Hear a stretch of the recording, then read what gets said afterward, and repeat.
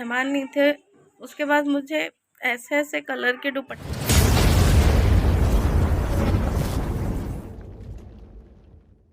हाय, अस्सलाम वालेकुम। वेलकम है आपका नज़्मा रहमान ब्लॉग में। मैं नज़्मा आपका स्वागत करती हूँ।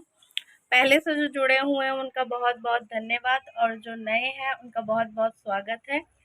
और आज काफ़ी टाइम बाद ब्लॉग बना रही हूँ, और आज छत पे आई हूँ क्योंकि बच्चे सो रहे थे नीचे, पॉसिबल नहीं हो रहा था। काफ़ी टाइम हो गया ब्लॉग नहीं बना पा रही हूँ। और ये रूम है। इस रूम में जब भी रहमान आते थे वो यहाँ रेस्ट करते थे। अभी ताला लगा हुआ है क्योंकि ये रेंट पे दे दिया गया है। काफ़ी प्रॉब्लम होती है जहाँ जहाँ मैं उनके साथ थी वो जगह फेस करना। और बाकी क्या बोल सकती हूँ मैं, बहुत सारी चीज़ें रहती हैं लाइफ में। इंसान अपने दिल की बात हमेशा नहीं बोल पाता। वो बैक पे देख सकते हैं, पीछे काफ़ी हरियाली है हमारे यहाँ भी। जीने हैं, जीने छत पे जाने का है। और वहाँ हमारी एक मौसी जी हैं, कपड़े धोने पे लगी हुई हैं, देख सकते हैं।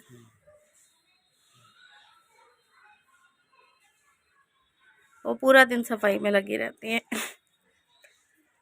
और मैं एक चीज़ पूछना चाहती थी आप लोगों से कि इंसान होता है, शादी से पहले इंसान अपने मर्ज़ी का हर चीज़ करता है।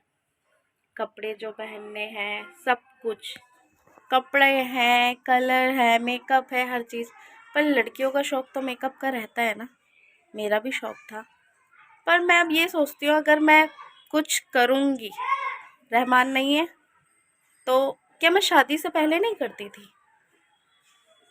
लोगों की जो सोच है कि एक हस्बैंड के जाने के बाद इंसान का क्या तैयार होने का मन नहीं करता? क्या इंसान की अपनी कोई खुशी नहीं होती? और अभी इंसान की उम्र ही क्या है?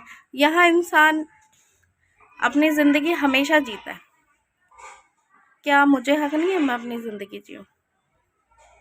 तो यही सारी चीज़ें बोलनी थी कि काफ़ी चीज़ है ज़िंदगी में। अब जैसे मैं पहले तैयार होती थी, ऑफिस जाती थी, हर चीज़ करती थी। यहाँ तक मेरे रिलेशन में उनकी एक बहन थी, उनकी मौसी की लड़की, वो हमेशा ही कहती थी कि तुम इतना मेकअप करते हो, क्या मेरे भाई को छोड़ के जाने का इरादा है? किसी और को पटाने का इरादा है? पर ऐसा कुछ नहीं है। मुझे तैयार होना अच्छा लगता था।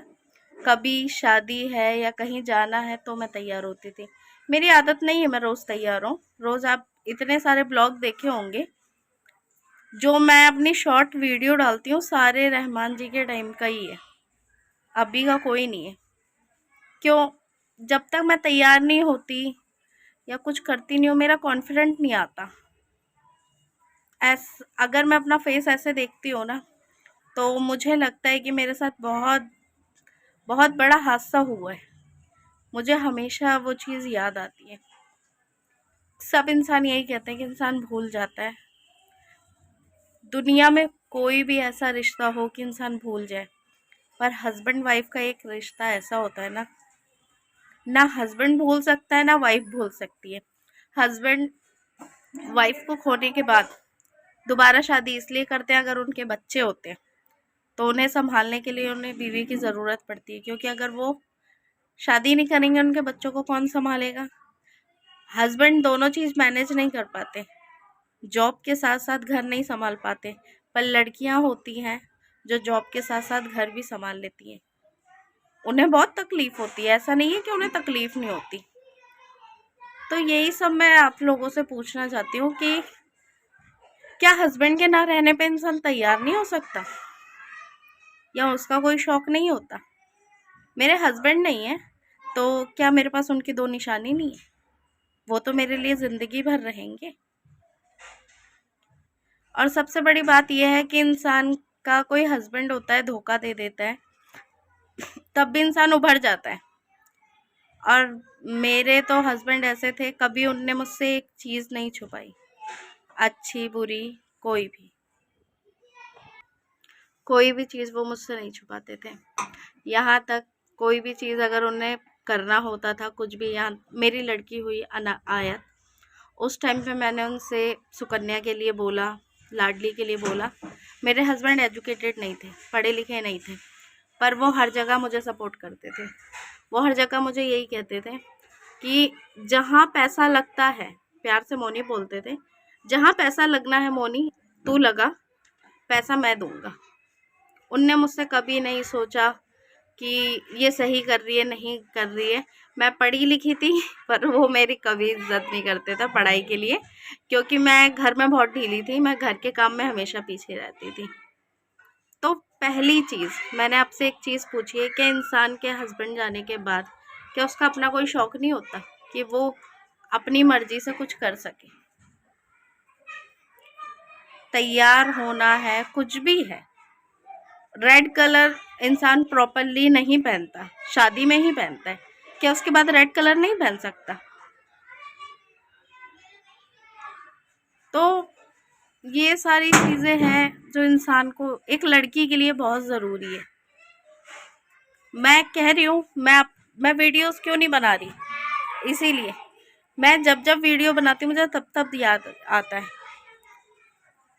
मेरे जितनी भी शॉर्ट वीडियो मैंने अपलोड की हैं उसमें देखो, क्या मैं ऐसी हूँ?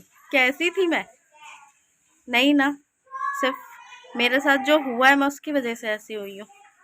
अगर मैं आगे बढ़ूँगी तो मैं ऐसे तो नहीं बढ़ सकती, क्योंकि मैं जितनी बार अपना फेस देखती हूँ शीशे में मुझे याद आता है कि रहमान मेरे साथ नहीं है, मुझे छोड़ के जा चुके हैं। मुझे तकलीफ़ होती है। ज़िंदगी में इंसान एक हस्बैंड होता है कि शादी के बाद हस्बैंड के अलावा कोई साथ नहीं देता। कोई भी बोले कि माँ बाप हमेशा करते, नहीं। एक टाइम ऐसा होता है कि शादी के बाद अगर लड़की मायके में रहती है ना तो माँ बाप के लिए भी बोझ हो जाती है। उसका हस्बैंड खर्चा देगा, सब देगा, सब कुछ है, पर फिर भी वो बोझ होती है। कभी ज़िंदगी में कभी किसी को अगर तकलीफ़ होती है या कभी किसी के साथ कुछ होता है, सबसे बड़ा सपोर्ट उसका हस्बैंड होता है। मैं हमेशा यही सोचती थी कि मेरी ज़िंदगी बहुत अच्छी है कि मुझे रहमान जैसा हमसफ़र मिला। मैं हमेशा उन्हें पसंद करती थी। वो हमेशा मेरी छोटी छोटी चीज़ों का ध्यान रखते थे।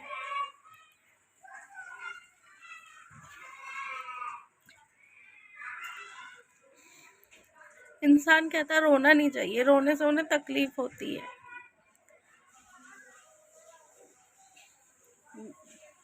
कभी 5 महीने हो गए उन्हें मुझसे दूर हुए, ऐसा कोई दिन नहीं है कि मैंने उन्हें याद ना किया हो। क्यों?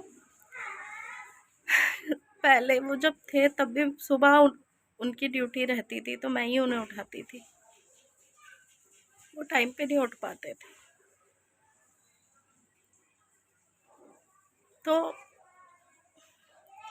एक लड़की के लिए ये टाइम, जब रहमान नहीं थे उसके बाद मुझे ऐसे ऐसे कलर के दुपट्टे उड़ाए गए, सफ़ेद, ऐसे जैसे मेरी ज़िंदगी में कोई कलर ही नहीं है। सब कुछ चला गया मेरी ज़िंदगी से। सबका क्या कहना है, रहमान चले गए और तो है ना सब कोई, पर जो रहमान मेरे लिए थे वो कोई और है नहीं ना। ज़िंदगी में जो रहमान की अहमियत थी वो कभी किसी और की नहीं हो सकती। मेरे बच्चों का बाप रहमान ही है। अभी भी मेरी आयत याद करती है, बलून निकाल के देती हूँ, कहती है मम्मा पापा लाए थे ना। उसके लिए मैं छुपके से बलून खरीद के लाती हूँ, उस डब्बे में रखती हूँ जिसमें उसके पापा लाए थे, ताकि उसे ऐसा लगे। वो रात में याद करती है। बल्कि अभी कल या परसों मैं कह रही, मैं अपने हस्बैंड को रहमान करके ही बोलती थी, मैं आयत के पापा नहीं बोलती थी। तो मैंने कहा रहमान ऐसा करते थे, तो आयत मुझसे क्या कह रही है, पापा बोला करो, रहमान नहीं बोला करो। फिर अपना फेस दूसरी तरफ करके सोने के लिए कह रही बड़ी आई रहमान बोलने वाली, पापा बोला करो। वो अपने फादर से बहुत अटैच थी, बहुत ज़्यादा ही। तो मैं अब गांव जाने वाली हूँ, आपको गांव की ब्लॉग बना के दिखाऊंगी। मेरा होम टाउन अमेठी है, जहाँ सृष्टि आयुष जी हैं कानपुर, उसके बाद आगे काफ़ी पड़ता है अमेठी। तो मेरी लैंग्वेज थोड़ा बहुत गांव की वहाँ से मैच करेगी, और मैं कोशिश कर रही हूँ। वैसे मुझे इतनी गांव की भाषा आती नहीं है। अगर मैं गांव जाऊँगी तो आपको ज़्यादातर वीडियोस जो है अपनी गांव की भाषा में ही बताऊँगी, तब देखते हो आप मेरी सारी बातें समझ पाते हो क्या नहीं। और एक चीज़ सबसे है कि कमेंट बॉक्स में बताइए मुझे कि हस्बैंड के ना रहने पे सिर्फ हमारे में निकाह चूड़ी पर और नाक के बुंदे पे होता है, इसके अलावा क्या इंसान तैयार नहीं हो सकता, अपनी मर्जी का पहन नहीं सकता, क्या नहीं कर सकता। मेरे पास तो दो जिम्मेदारी है ना। अगर मैं ऐसे रहूँगी तो मैं रहमान जी को कभी नहीं भूल पाऊँगी, क्योंकि ऐसे देख के मुझे लगेगा कि मेरी ज़िंदगी में कोई ना कोई कमी है। ऐसा फेस तो नहीं था मेरा जैसा अब हुआ है। पर गांव में लोगों को बोलने की बहुत ज़रूरत है। लोग ये सोचते हैं ये ऐसा नहीं करेगी तो उनको तकलीफ़ होगी। मैं उन्हें तकलीफ़ तो नहीं देना चाहती, वो तो चले गए, वो तो अपनी ज़िम्मेदारी छोड़ गए, पर मुझे तो अपनी ज़िम्मेदारी निभानी है ना। वो भी दूर गए, उन्हें भी नहीं पता था कि वो चले जाएंगे। लास्ट टाइम उन्होंने मुझसे बोला था कि मेरे साथ मोनी हो कैसे रहा है, मुझे तकलीफ़ हो रही है, पर हम लोग एसिडिटी के चक्कर में रह गए। सबसे बड़ी बात है, मैं ब्लॉग टाइम पे नहीं डाल पा रही हूँ। मैं कुछ करना चाहती हूँ, पर बच्चे छोटे हैं, मैं टाइम नहीं निकाल पा रही हूँ। तो जैसा है मैं आपको अपनी छत दिखा देती हूँ, और प्लीज़ मुझे बताइए कि एक विधवा की ज़िंदगी नॉर्मल ज़िंदगी की तरह होगी, या मुझे विधवा की ही ज़िंदगी रहनी पड़ेगी। जैसे मैं हूँ ऐसे ही गुजारा होगा मेरा। बच्चे तो मेरे ठीक हैं, बच्चे मेरा फेस देखते हैं, उन्हें बहुत फ़र्क पड़ता है, मेरी आयत को बहुत फ़र्क पड़ता है। बाकी तो देखते हैं, अभी गांव में जाएंगे तो अभी गांव में 4 तरह की बातें होंगी। अगर कहते नहीं है कि एक अगर शादीशुदा इंसान बाहर गलत करता है तो इंसान नहीं बोलता, पर अगर किसी के आगे पीछे कोई नहीं है, वो इंसान कितना भी सही हो, उस पर उंगली उठाने के लिए बहुत लोग तैयार रहते हैं। पर मैं वैसी नहीं हूँ। मैं किसी की बात बर्दाश्त नहीं करूँगी, क्योंकि मैं गलत नहीं हूँ तो मैं किसी का सुन नहीं सकती। रहमान नहीं है, पर रहमान जी की सपोर्ट मेरे साथ हमेशा रहेगा। तो जैसा भी होता है, अगले ब्लॉग में मैं अपनी कहानी लेके आऊँगी। अभी तो सिर्फ मैं आपसे एक चीज़ पूछ रही थी कि एक विधवा की ज़िंदगी एक नॉर्मल ज़िंदगी से अलग रहेगी कि नहीं, क्योंकि मुझे अपने बच्चों को पालना है। कोई इंसान मेरे बच्चों को कैसे पाल लेगा? आज के टाइम पे दुनिया अपने बच्चे पालना मुश्किल हो रखा है, तो मुझे कौन सपोर्ट कर सकता है? तो इंसान अगर सपोर्ट नहीं कर सकता तो बोलने का भी हक ना रखे कि इंसान कोई मुझे कुछ बोले। समझा सकता है, सही है नहीं सही है वो मेरे ऊपर डिपेंड कर रहा है ना। चलो, अब जैसे भी होता है, जो भी होगा मैं आपको बताऊंगी गांव जाने के बाद, और गांव में जल्दी ही वीडियो बना के आपको दिखाऊंगी। गांव हमारे यहाँ निहालगढ़ फेमस स्टेशन है, और वहाँ के मैं आपको, वैसे तो मॉर्निंग में उतरेंगे हम लोग, तो जो भी चीज़ होती है मैं आपको अपडेट देती रहूँगी। अभी टिकट हमने निकलवाया है, टिकट नहीं निकल पा रहा है। टिकट निकलवाने के लिए जानते हो, इंसान 2-2 महीने 3-3 महीने पहले टिकट निकालता है, पर आज के टाइम पे नहीं है, सब तत्काल के सहारे हैं। एमरजेंसी में निकालेंगे, जहाँ 400 का टिकट मिलना है वहाँ हमें 700 का मिलेगा, उसमें भी पैसा लगेगा। तो आज के टाइम पे बिना पैसे के तो कुछ चलेगा ही नहीं। बाकी जैसा भी होता है मैं आपको थोड़ी सी छत दिखा देती हूँ बैक कैमरा करके।